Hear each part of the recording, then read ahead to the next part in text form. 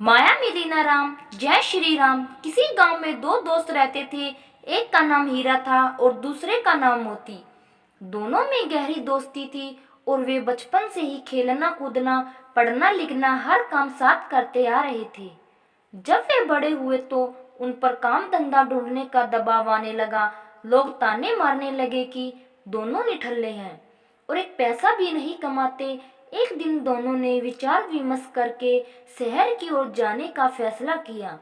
अपने घर से रास्ते का खाना पीना लेकर दोनों बोर होते ही शहर की ओर चल पड़े।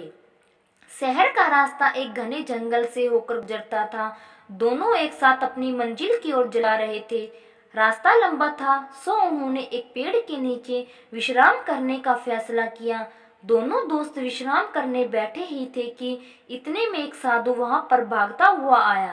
साधु तेजी से हाँफ रहा था और बेहद डरा हुआ था। मोती ने साधु से उसके डरने का कारण पूछा।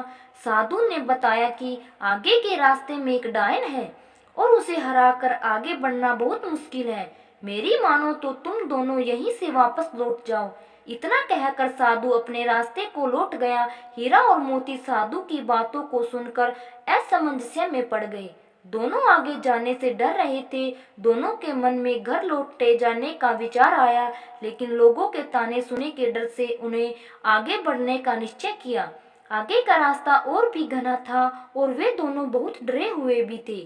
कुछ दूर और चलने के बाद उन्हें एक बड़ा सा थैला पड़ा हुआ दिखाई दिया। दोनों दोस्त डरते हुए उस थैले के पास पहुंचे। उसके अंदर उन्हें कुछ चमकता हुआ नजर आया। खोल कर देखा तो उसकी खुशी का कोई ठिकाना ही नहीं रहा। उस थैले में बहुत सारे सोने के सिक्के थे। सिक्के इतने अधिक थे कि दोनों की जिंदगी आसानी से पूरे ऐशो आराम से कट सकती थी। दोनों खुशी से झूम रहे थे। उन्हें अपने आगे बढ़ने के फैसले पर गर्व हो रहा था। साथ ही वे उस साधु का मजाक उड़ा रहे थे कि वह कितना मूर्ख था जो आगे जाने से डर गया। अब दोनों दोस्तों ने आपस में धन बांटने के साथ ही भोजन करने का निश्चय किया। दोनों एक पेड़ के नीचे बैठ गए। हीरा ने मोती से कहा कि वह आसपास के किसी कुएं से पानी लेकर आए ताकि भोजन आराम से किया जा सके। मोती पानी लेने के लिए चल पड़ा। मोती रास्ते में चलते चलते सोच रहा था कि अगर वो सारे सिक्के उसके हो जाए तो वो और उसका परिवार हमेशा राजा की तरह रहेगा। मोती के मन में लालच आ चुका था। वह अपने दोस्त को जान से मार डालने की योजना बनाने लगा। पानी भरते समय उसे कुएं के पास उसे एक धारदार हथियार मिला। उसने सोचा कि वो इस हथियार से अपने दोस्त को मार देगा और गांव में कहेगा कि रास्ते में डाकू ने उस पर हमला किया था। मोती मन ही मन अपनी योजना पर खुश हो रहा था। वह पानी लेकर वापस पहुंचा और मौका देखते ही हीरा पर पीछे से वार कर दिया। देखते देखते हीरा वहीं ढेर हो गया। मोती अपना सामान और सोने के सिक्के से भरा थैला लेकर वहां से वापस भागा। कुछ एक घंटे चलने के बाद वह एक जगह रुका। दोपहर हो चुकी थी और उसे बड़ी जोर की भूख लगी आई थी।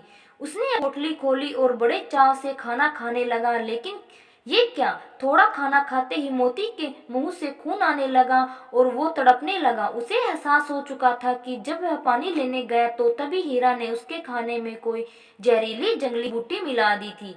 कुछ ही देर में उसकी भी तड़प तड़प कर मृत्यु हो गई। अब दोनों दोस्त मृत पड़े थे और वो थैला यानी माया रूपी डायनो जस का तस पड़ा हुआ था। जी हाँ दोस्तों, उस साधु ने एकदम ठीक ही कहा था कि आगे डायन है। वो सिक्कों से भरा थैला उन दोनों दोस्तों के लिए डायन ही साबित हुआ। ना वो डायन रूपी थैला वहां होता, न उनके मन में लालच आता और न ही वे एक दूसरे की जान लेते। मित्रों, यही जीवन का भी सच है। हम माया यानी धन दौलत संपदा एकत्रित करने में इतना उलझ जाते हैं कि अपने रिश्ते नातों को भी भुला देते हैं।